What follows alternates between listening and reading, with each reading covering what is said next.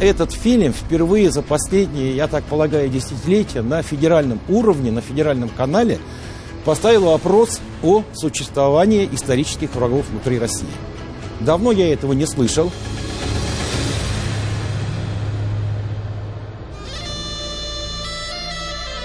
Этот фильм сделан дилетантски, он сделан не историками, и в нем огромное количество, во-первых, каких-то ложных утверждений, а во-вторых, много ошибок. Лето 1552 года выдалось жарким. В самом первом вводном слове автор прямо говорит, что русская рать наступает на вражескую столицу, город Казань. По нескончаемой степи в сторону вражеской столицы. Уже одна эта фраза достаточно для того, чтобы понять лейтмотив всего этого фильма. Это, во-первых, язык ненависти, несомненно. Во-вторых, это создает вот этот самый отрицательный фон для понимания всего сюжета и оценки этой самой истории. И, конечно, вот когда дают такие трактовки в цветочных оттенках, это абсолютно не соответствует историческим данным и противоречит и русским источникам тоже. Потому что я как историк источники эти внимательно читал, хорошо их знаю. У юного царя были духовные наставники, священник Сильвестр и митрополит Макарий. Именно они привили юному государю чувство личной ответственности за вверенную ему Богом страну, в том числе и за русских единоверцев, уведенных в рабство. Авторы должны обосновать, почему же необходимо было, даже если это вражеская столица, ее завоевать. Губительные набеги татарской конницы вынуждали держать на казанском направлении тысячи ратников. Казанское ханство и вообще татары служили постоянным источником бедствий для Руси, совершая грабительские. В фильме это подчеркнуто несколько раз. Грабительские набеги. Походов было достаточно много. Крупных походов было 12. Из них 7 были инициированы великими князьями московскими. То есть получается, что разоряли-то как-то больше, значит, казанцы границы московского государства, а походов совершали больше русские. Есть еще один аргумент. И в фильме он прямо подчеркивается.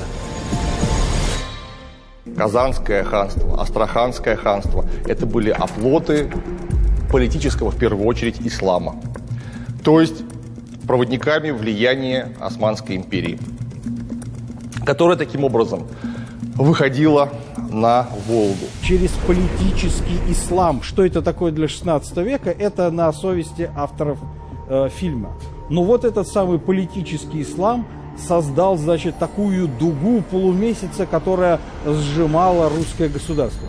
Этот миф был придуман в 40-е годы советской историографии. Никаких целей по вторжению в Восточную Европу, распространению своего влияния у Турции вплоть до второй половины 17 века не было.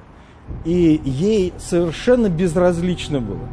Смотрим в сухом остатке, какие причины завоевания. Поиск врагов внешних, поиск врагов внутренних. Это была русская операция с конкретной целью. Там очень четко сказано, что их привлекало вот Казанское ханство. Вот есть на земле подрайская землица. Райская землица. На Руси к этому времени закончились свободные земли, которые можно было раздать вот этому воинскому сословию, дворянам. Там сказано, что когда Иван Грозный обложил Казань своими войсками, он обратился к казанцам с предложением о мире. Им гарантировалась жизнь, сохранение местных законов и свободного исповедания мусульманской веры. Царь обещал не выселять татар с их земли. Ничего подобного не было. А когда уже город обложили, то уже было решено взять город и уничтожить это змеиное гнездо. И полное подавление, подчинение своей власти. Что и было проделано. Это была обычная колониальная попытка вот захвата чужих территорий, чтобы потом оттуда извлекать доход. И действительно, как только ханство было захвачено, все ясачники начали платить ясак московскую казну. В Казани и ее окрестностях было освобождено свыше 100 тысяч русских пленников. Население Казанского ханства около полумиллиона человек.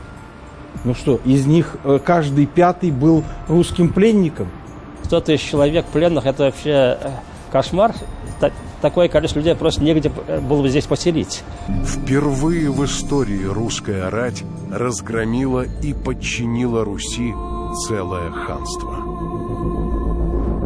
Это, конечно, смешно, но тем не менее вот на такую мысль наталкивает, что вот великие русские, они создавали государство при помощи совершения таких походов, все остальные оказываются врагами в такой ситуации. Наша задача стоит в том, чтобы в прошлом искать больше объединяющего. Единство России зависит от единства, конечно же, культур, народов, которые населяют это государство. Ничто не разрушает единство нашего государства, как попытки переписать его историю с точки зрения государствообразующего народа. У России не будет будущего, если не будет общего прошлого.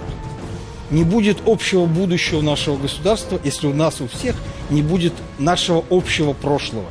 И вот за наше общее прошлое мы должны бороться во имя будущего России.